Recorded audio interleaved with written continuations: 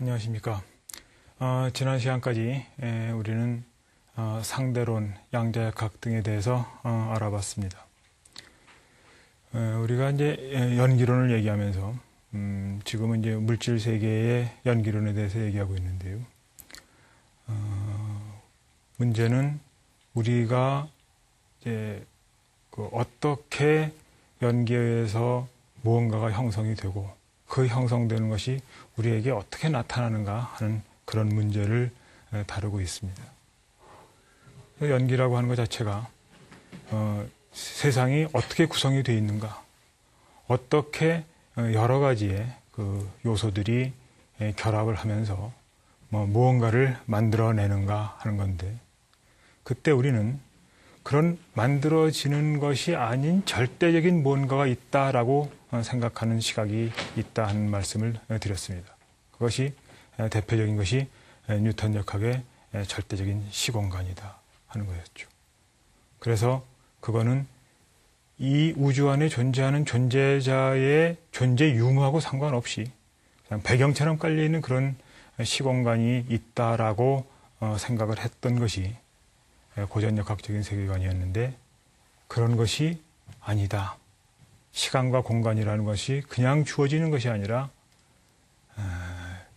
시간과 공간이라는 것이 서로 소통, 서로 이렇게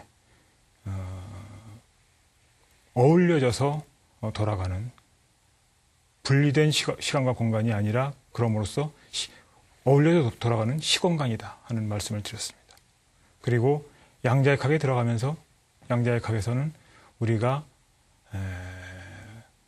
고전적인 세계를 보더라도 그렇지만 양자역학의 세계에 들어가면 더더욱 어떤 대상의 실체성, 객관세계의 실체성에 대한 얘기를 하기가 어렵다 하는 이야기를 여러 면으로 말씀을 드렸습니다.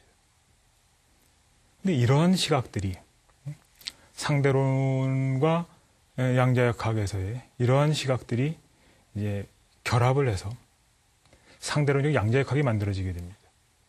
그러니까 물리학의 역사에서 보면은 상대론이라는 것은 거의 아인슈타인 혼자서 만들어낸 그런 이론인데 비해서 양자역학은 굉장히 여러 사람이 협력을 해서 만들어낸 과학 이론이라고 볼 수 있습니다. 그런데 양자역학의 이런 이론들을 상대론하고 그 정합적인 것으로 만들어낸 것이 이제 상대론적인 양자역학이 됩니다. 근데 상대론적인 양자역학이 들어가면 그 전에는 생각할 수 없었던 그런 몇 가지의 결과가 나오게 됩니다. 상대론적 양자역학은 그 이름에서 알 수 있듯이 상대론의 이론하고 양자역학의 이론을 합한 거죠. 양자역학이 상대론적인 이론하고 정합적일 수 있게 만들어 온 것으로 디락이라는 사람이 만들어낸 겁니다. 이런 상대론적 양자역학에 의하면 그전에는 우리가 그 양자역학 이론 자체에서 도출해낼 수 없었던 이제 전자나 양성자나 중성자의 스핀이라고 하는 것이 당연히 있어야 된다 하는 그런 결론을 내릴 수가 있습니다. 자세히 설명은 안 하겠습니다만 스핀이라는 것은 그 자신이 가지고 있는 그 자석의 성질 같은 겁니다.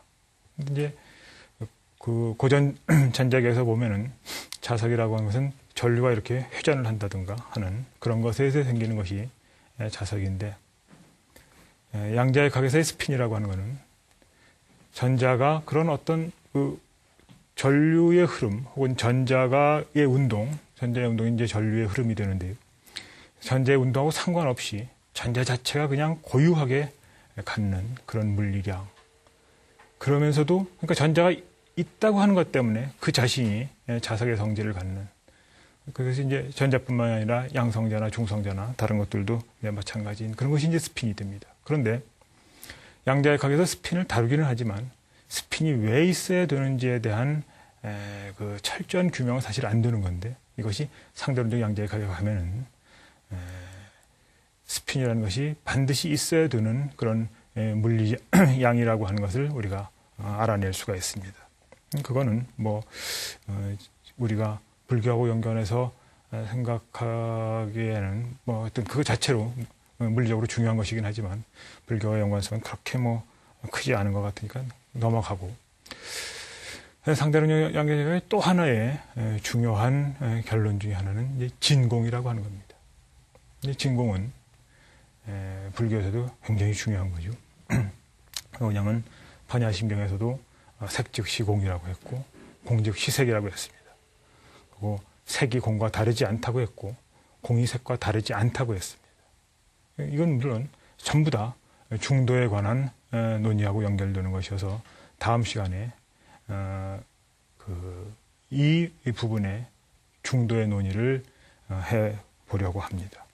근데 그거에 앞서서 이때 진공이라는 것이 뭐냐 하는 그 문제를, 그러니까 이제 진공이라는 게 뭔가 하는 그 문제가 상대론적 양자역학에서 중요한 결론의 하나로 다루어지고 있다고 하는 거죠.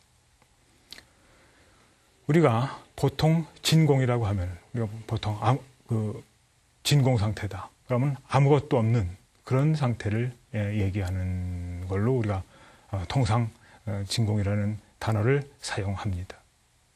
그래서 보통의 우리 진공이라고 하는 것은 어떤 구가 있으면 그 구 안에서 공기를 전부 다 빼낸, 그래서 공기가 있다고 하더라도 아주 희박하게 있는 그런 상태를 진공이라고 하죠. 우리 주위에서는 뭐 진공 청소기 같은 거가 그건데 압력으로 공기를 빼내서 그 힘으로 어떤 이제 먼지 같은 것을 빨아들이는 게 진공 청소기이고, 뭐 물리학의 실험에서도 진공을 많이 씁니다. 반도체 실험에도 하는 데서도 많이 쓰는 그런 게 진공인데, 그게 우리의 일반적인 진공에 대한 개념입니다. 우리가 진공이라고 하면은 아무것도 없는 거. 그러니까 우리가 지금 살고 있는 이 공간에서는 공기가 있으니까 이건 진공이 아니죠. 그 공기조차도 싹 빨아낸, 그래서 공기조차도 없는 그런 게 이제 진공이죠. 그 진공에 관한 그 좋은 그 고전 물리학적인 이해 같은 것은 지난 시간 그 우주에 대해서 얘기하면서 말씀드렸던 바와 마찬가지로 별과 별 사이에 아주 수소 원자의 농도가 희박하게 있는 그런 것이 이제 진공에 가까운 이해가 되겠습니다. 근데 상대론적 양자역학에서 진공이라는 것은 이거하고 조금 다른 그거를 진공이라고 합니다. 그러면은 상대론적인 양자역학에서 진공이라는 것이 뭔지를 그림을 통해서 보도록 하겠습니다. 이제 그 물속에 그 물고기가 하나 있는 그런 경우를 생각해 보겠습니다. 이때 물고기는 여기서 보시는 바처럼 물방울이 있을 경우 저기 물방울이 있다고 하는 것을 느끼게 될 겁니다. 그런데 만약 물방울이 없는 그런 물속에 물고기가 있다고 하면은 그런 물고기는 이 어항 속에 아무것도 없다고 느끼게 될 겁니다. 이거는 마치 전에 말씀드린 것처럼 우리가 바닷물을 마실 때는 바닷물이 짜다고 느끼지만 물고기들은 바닷물 안에 살면서도 바닷물을 짜다고 느끼지 못하는 것하고 비슷합니다. 물고기에게는 짠맛이라고 하는 것이 당연한 것이기 때문에 그거를 느끼는 감각이 없을 거고, 그렇다고 하면은 그때 그 바닷물 속에 사는 물고기들은 바닷물이 짜다는 것을 느끼지 못하는 것처럼 공기방울이 전혀 없는 그런 어항 속에 있는 그런 어떤 물 속에 있는 물고기는 아무것도 보이는 것이 없으니까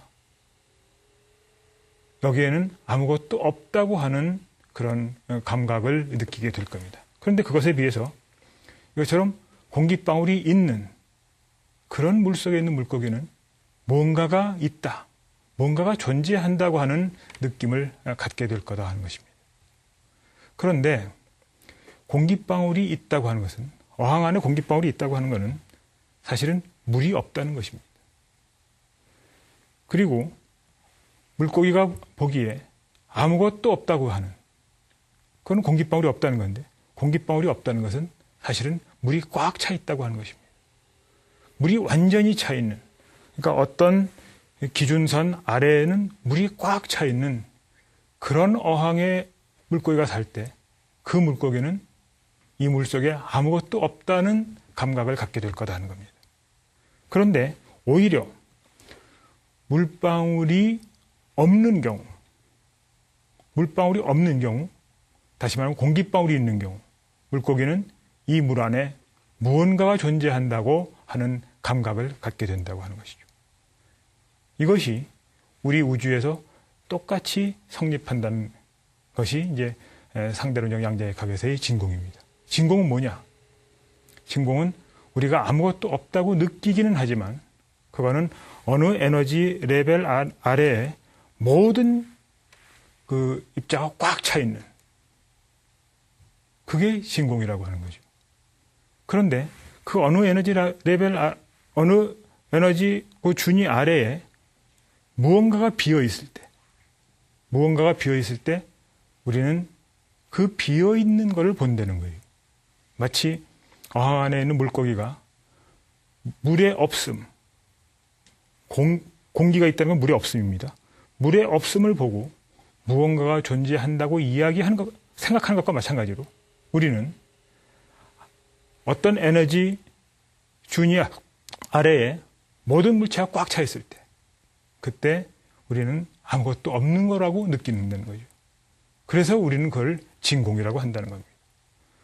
그런데 어느 에너지 레벨 아래 꽉 차 있는 그 상태에서 여기에 있는 한 입자가 위로 올라가게 되면 이 밑에서는 입자의 없음이라고 하는 상태가 생기고 이 위에서는 이 올라간 입자가 있게 됩니다.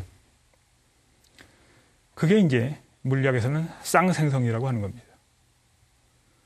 진공이라는 것은 아무것도 없는 그런 상태인데 그 아무것도 없는 그런 상태에 요 어떤 입자 하나를 위로 끌어올려주면, 물론 이때 어떤 입자 하나를 위로 끌어올려주기 위해서 에너지가 들어가야 됩니다.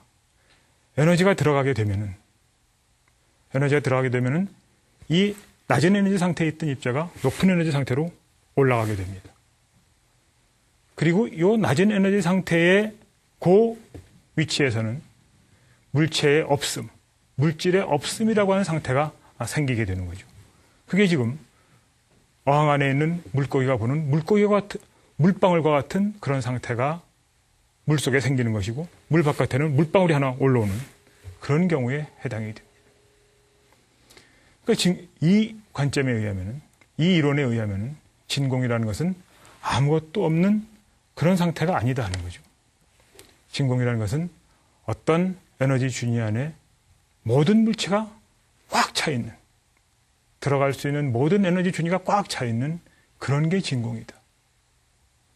반대로 이 진공에 대해서 물질의 없음이라고 하는 것이 생기게 되면, 물론 에너지를 투입을 해야 됩니다. 에너지를 투입을 해서 물질의 없음이라는 것이 만들어지게 되면은 거기 물질이 빈 데에 뭔가가 있는 것처럼 우리한테 느껴지게 되고 또 높은 에너지 상태에서 물체가 있는 것처럼 생겨난다. 그 높은 에너지 상태에 있는 어떤 물체를 우리는 입자라고 하고, 낮은 에너지 상태에서 물체의 없음에 의해서 우리한테 무언가가 있다고 느껴지는 그것을 반입자라고 합니다. 그래서 진공 상태에다가 강한 에너지선을 쪼여주게 되면은 입자와 반입자가 동시에 생겨납니다. 그리고 그런 입자와 반입자가 합쳐지면서 다시 또 진공 상태로 되돌아가게 되는 그런 물리적인 실험을 할 수 있는데, 이게 상대론적인 양자역학에 의하면은 그게 이제 진공과 입자, 반입자에 관한 것으로 설명이 되게 됩니다. 이건 뭘 말하느냐 하면은 아무것도 없이 보인다고 하는 그거 자체는 정말 아무것도 없는 것이 아니라 거기가 그 어떤 에너지라든지 꽉 차 있는 충만의 상태다. 근데 우리는 왜 그것을 아무것도 없다고 느끼느냐? 그건 이유가 없습니다. 바로 그거를 아무것도 없다고 느끼는 그런 세계에 우리가 살고 있다고 하는 거죠. 마치 물고기가 물의 없음, 다시 말하면 공기방울의 있음이라고 하는 것을 보았을 때 물 안에 뭐가 있다고 느끼듯이 우리도 똑같이 어떤 에너지 레벨 아래 물체가 꽉 차 있을 때는 아무것도 없다고 느끼고 거기에 뭔가 비어 있을 때 반입자가 있다고 느끼는 그런 세계에 살고 있다 하는 거죠. 다시 말하면 아무것도 없다. 진공이라고 하는 것조차도 우리와 대상 사이에 어떤 관계의 맥락이 설정되느냐, 어떤 연기의 맥락이 이루어지느냐에 따라서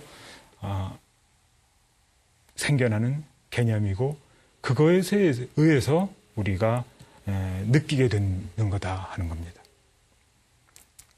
그래서 여기서 이제 우리는 다시 우리가 보는 세계라는 것이 무엇인가, 우리에게 나타나는 세계라는 것이 무엇인가 하는 문제를 다루어야 합니다. 전에 처음에 말씀을 드리면서 이거는 다음 시간에도 계속 중도 얘기를 하면서도 계속 얘기를 할 것입니다. 말씀을 드리면서 연기라고 하는 것이 크게 세 가지 의미가 있다 하는 말씀을 드렸습니다.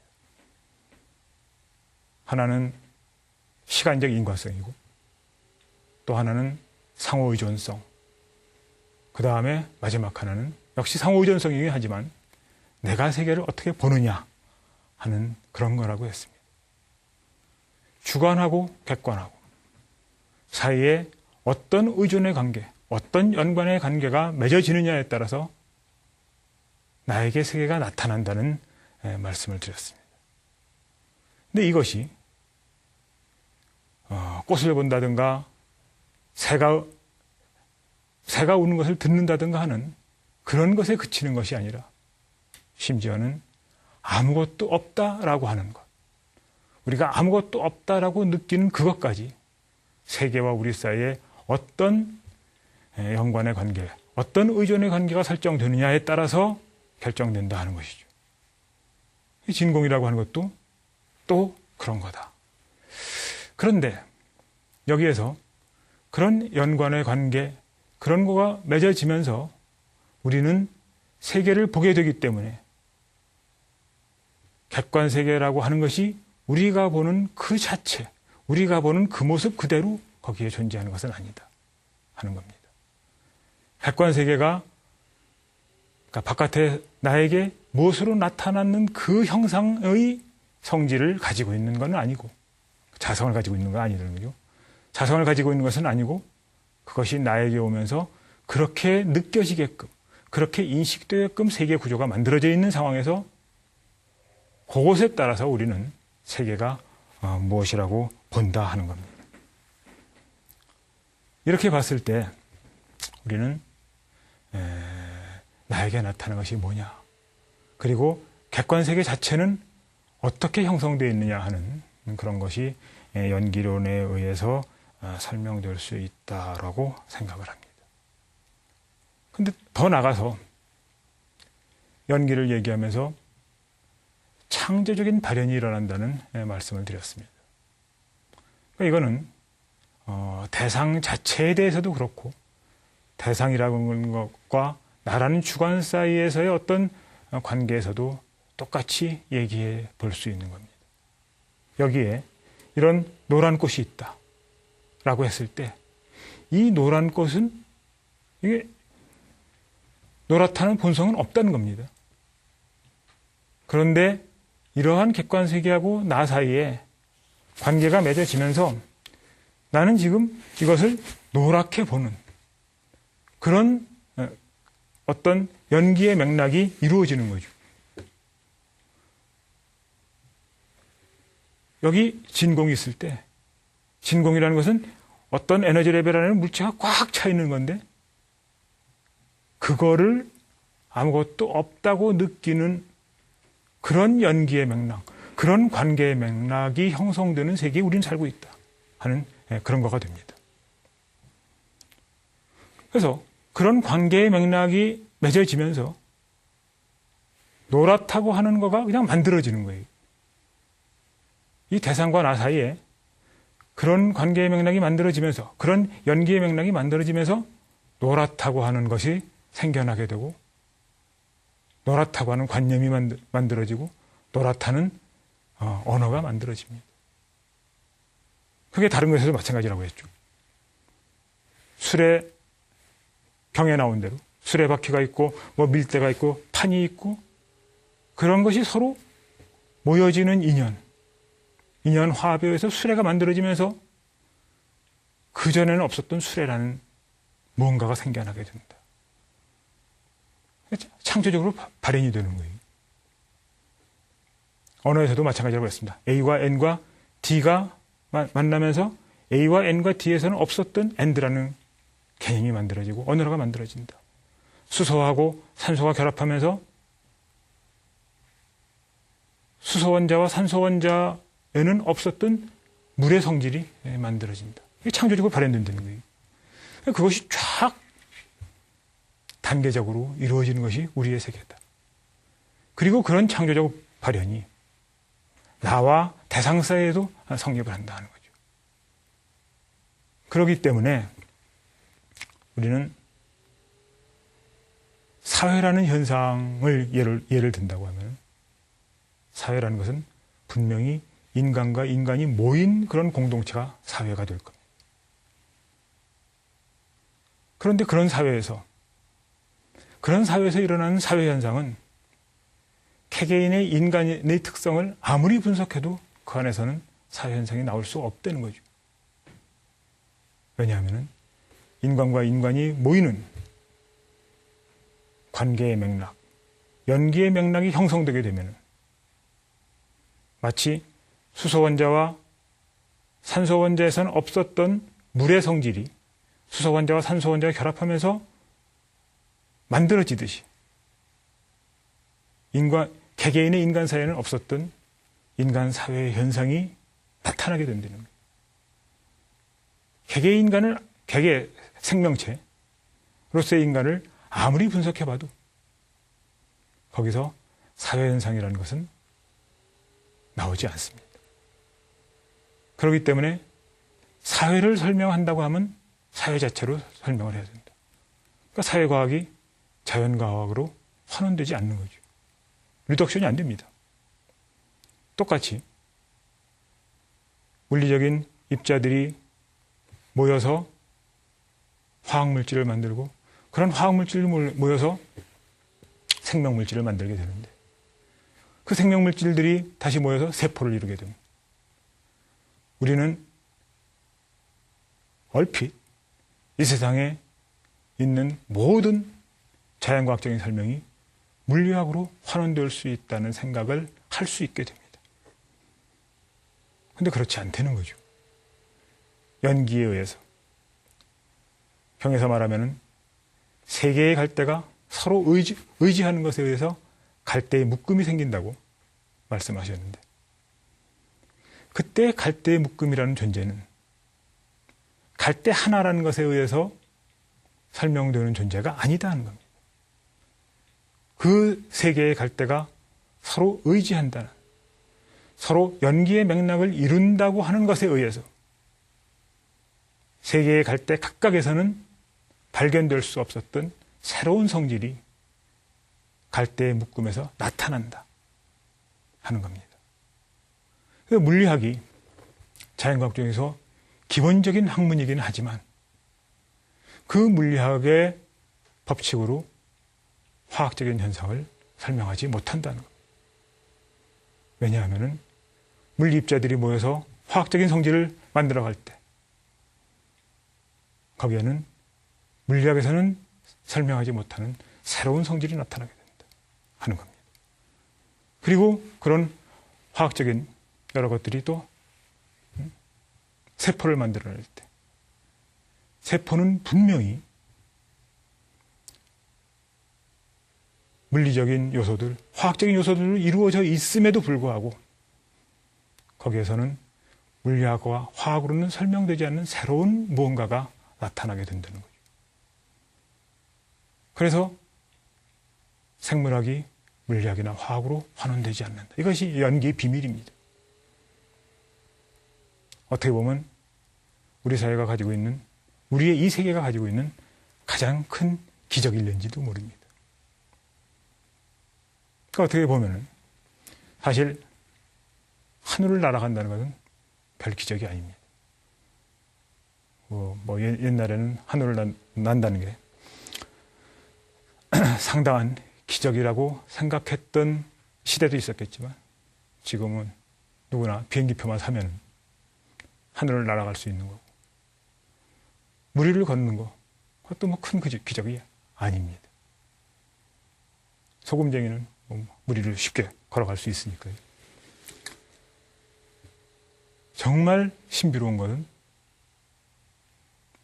하나의 존재자와 다른 존재자가 만나면서 그것들이 관계를 형성을 하면서 그 이전에는 없었던 새로운 무엇가 생겨나게 되는,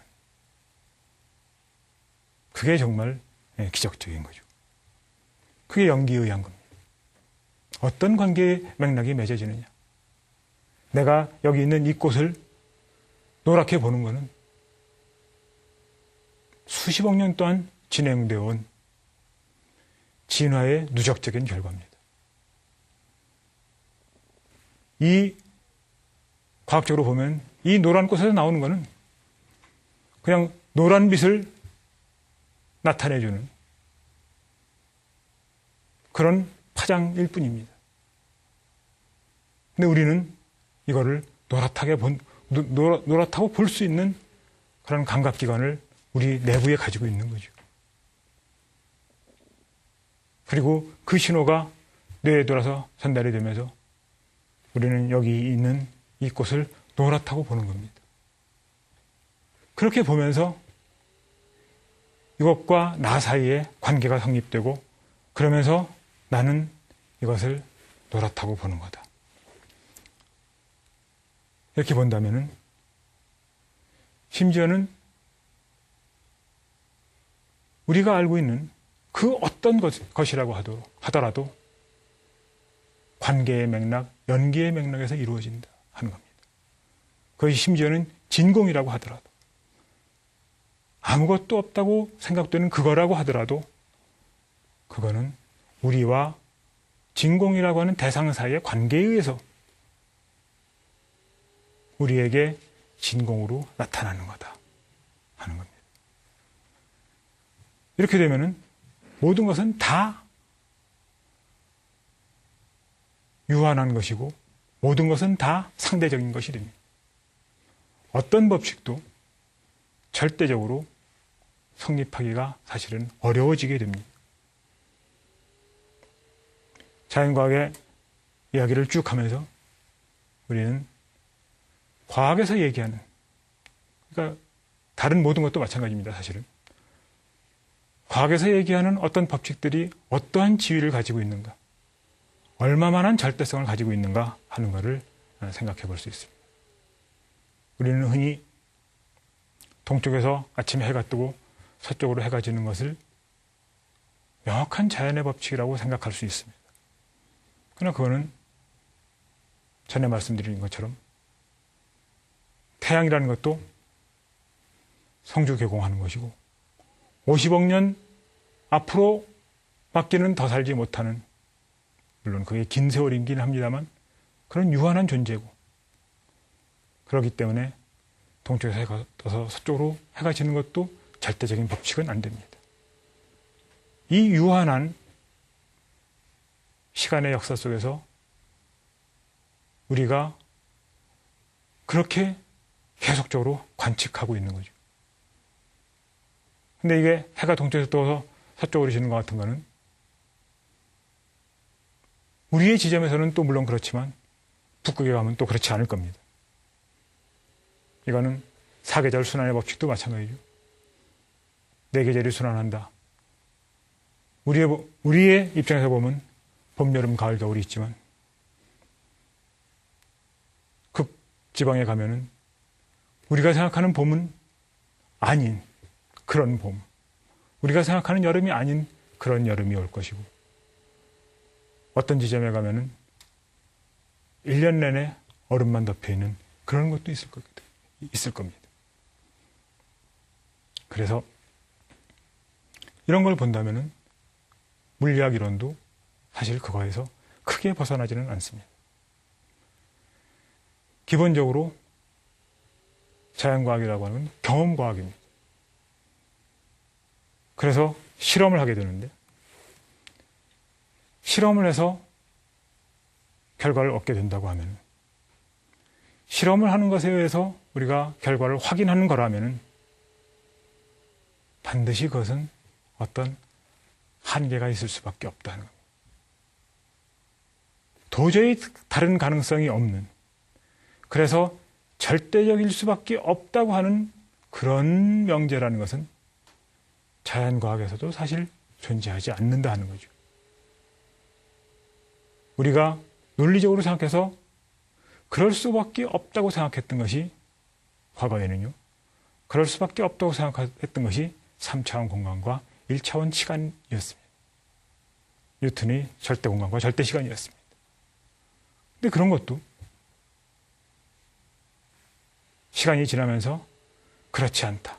시간과 공간이 서로 섞이게 되고 시공간이라는 것 자체도 우주의 존재자에서 형성되는 그런 거다라고 하는 것을 알았듯이 과학에서의 어떤 명제도 절대성을 갖는 것은 아닌 것처럼 보입니다. 물론 사회과학이나 인문과학보다 조금 더 객관적인 면을 가지고 있다는 것은 분명하지만 그렇다 하더라도 그것은 관계의 맥락 속에서 형성되는 것이다. 연기의 구조 안에서 그런 법칙으로 나타나는 거다. 한시적으로 그럴 거다. 왜 그러냐면은, 왜 한시적인 말이라는 걸 쓰느냐 하면은, 우주가 시작되는 최초의 순간, 그때는 지금과 같은 물리 법칙이 성립하지 않았을 겁니다.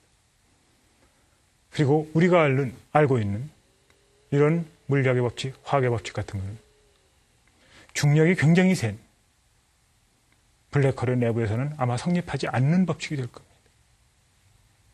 그러니까 우리가 매일매일 매순간 지구 위에서 어떤 물리 법칙을 확인한다고 하더라도 그것이 그 법칙이 절대적으로 진리라고 하는 것을 이야기하는 것은 아니다 하는 겁니다. 그래서 러셀이 필요한 유명한 이야기가 있습니다. 러셀의 칠면조죠.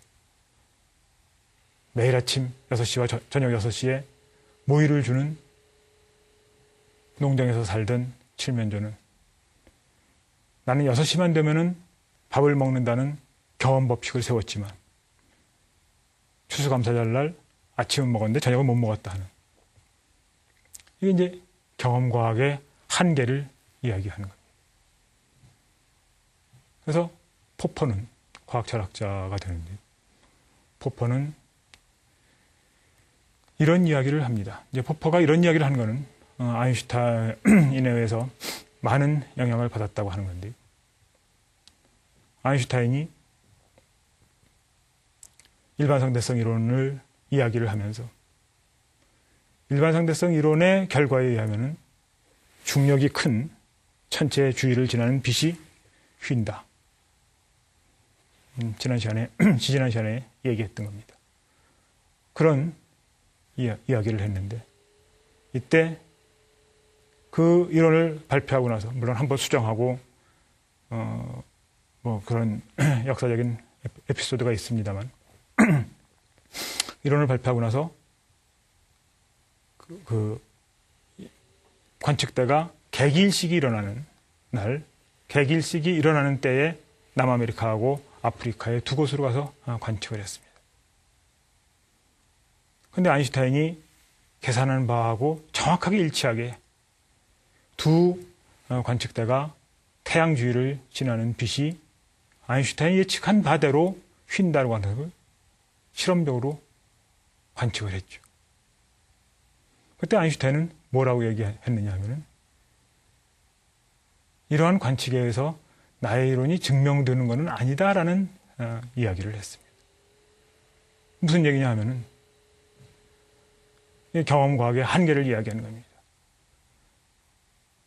까마귀는 까맣다라고 하는 명제가 있다고 할 때 까마귀 하나를 다 보면서 까마귀가 까맣다는 것을 확인한다고 하더라도 어떤 도른베리로 하얀 까마귀가 있을 수 있을 겁니다. 까마귀는 모두 까맣다라고 하는 그 명제는 그 하얀 까마귀를 보는 순간에 진실이 아닌 것으로 되어버리는 그런 상황이 벌어지게 됩니다. 그래서 경험과학에서의 모든 명제는 그런 거기 때문에 아인슈타인도 그걸 알았기 때문에 자신의 이론의 예측 결과가 두 관측팀에 의해서 명확하게 확인이 됐음에도 불구하고 그것은 자기의 이론이 증명된 것은 아니라고 아인슈타인이 얘기했던 거죠. 포퍼는 그런 아인슈타인의 얘기에 상당히 큰 감명을 받았다고 그러죠. 그래서 과학이론이라고 하는 것은 그냥 확증될 뿐이지 증명되는 건 아니다. 경험에 의해서 확인되는 겁니다. 아, 이 관측에 의해서 지금 이 이론이 틀리지 않았다. 그 다음에도 틀리지 않았다. 또 틀리지 않았다. 이런 과정만 계속 거쳐 나갈 뿐이지.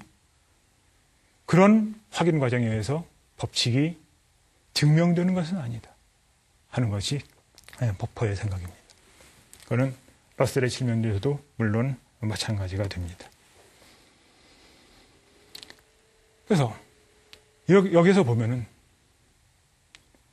우리가 상당히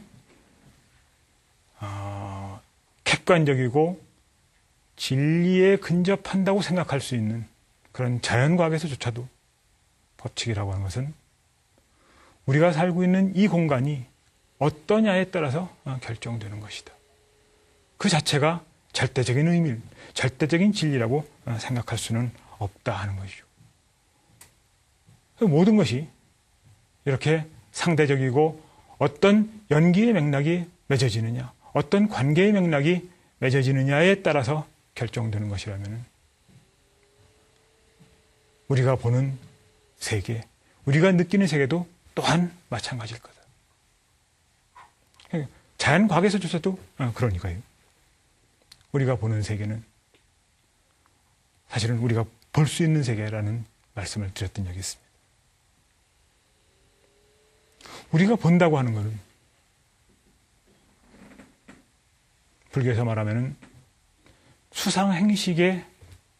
색수상행식에서 오온 중에서 수상행식에 해당되는 그런 거가 될 겁니다. 나에게 어떤 느낌으로 무언가가 다가오느냐, 그럼으로써 나에게 어떤 관념이 만들어지느냐, 그것에 대해서 내가 세계를 어떻게 보느냐, 세계를 내가 어떻게 분별해내느냐 하는 그런 거죠. 지난번에 예를 잠시 들었던 거지만 빛이 오는 밝음과 어둠, 그 다음에 온도차만을 구별할 수 있는 편충이 있다고 하면 밝음과 어둠을 구별해서 나무 위로 올라가고 뭔가 동물이 지나가면 체온을 느끼면서 나무에서 떨어져서 그 동물에 붙어서 사는 그런 편충에 있어서는 이 세계가 빛과 온도로만 이루어져 있는 세계입니다. 물론 생명체 자체가 진화를 해가면서 세계를 어떻게 인식하는가 하는 방법 자체가 정교화되고 특히 인간에게 와서는 상당히 넓은 폭의 전자기파를 인식할 수 있는 데 이르면서 여러 가지 색깔도 보게 되지만 그것은 우리가 그렇게 본다는 것, 우리가 그렇게 나타난다는 것뿐이지 객관세계가 바로 그 모습대로 있는 것은 아니다.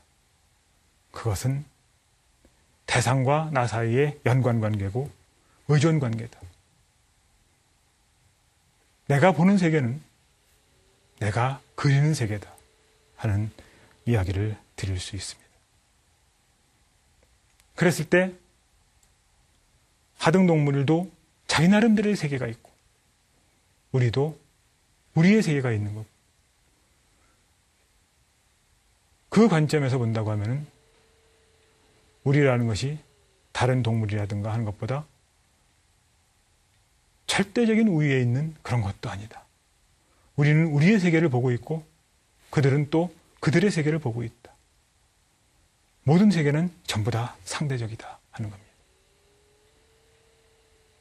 부처님은 그냥 동물을 사랑해야 한다, 동물을 아껴야 한다라는 이야기를 하지 않고 자기에게 누군가가 해를 끼치는 것을 자기가 싫어하듯이 남이 그런 괴롭힘을 당하는 것을 하지 말아야 된다라는 말씀을 하셨습니다. 나의 느낌과 똑같이 내가 싫어하는 것을 남한테도 하지 말아야 된다라고 하는 것이 불교의 윤리관이라고 생각할 수 있습니다. 이게 그 어떤 것도 절대적인 뭔가가 성립될 수 없는 그런 상황에서 우리가 보는 모든 것조차도 다 연기의 구조 안에서 이루어진 거라면 이 같이 38억 년 전부터 생명의 역사를 같이 한 모든 생명체가 똑같이 존중돼야 되는 그런 것들이다. 과학적으로 보면 그렇게 생각할 수 있겠습니다. 우리가 다른 생명체를 무자비하게 없애버리고 났을 때 우리 자신도 제대로 살 수 없다고 하는 것에서가 아니라 불교의 윤리관은 그들에게도 똑같은 생명의 권한을 부여해야 한다 하는 얘기를 할 수가 있겠습니다. 다른 동물은 사실은 다 그렇게 살아갑니다. 실제로 아프리카 초원에서 사자가 초식동물을 사냥하고 나면은 초식동물들은 사자 옆에서 풀을 뜯는단 말이에요. 육식동물이 포식자가 더 이상 자기네를 공격하지 않는다는 것을 경험적으로 압니다.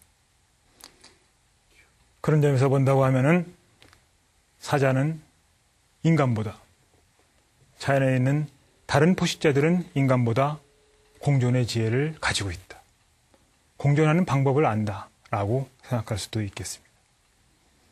앞으로의 세계에서 우리는 보다 연기적인 세계관, 생명 세계의 어떤 그물망을 훼손하지 않는 그런 세계관이 필요한 시대에 살고 있다 하는 생각을 할 수 있겠습니다. 오늘 이만 마치겠습니다. 안녕히 계십시오.